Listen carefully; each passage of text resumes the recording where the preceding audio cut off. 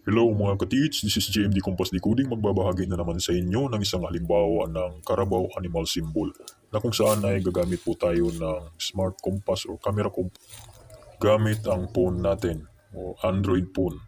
So, i-upload mo lang ang apps ng mga camera compass o apps na meron siyang built-in compass na may camera.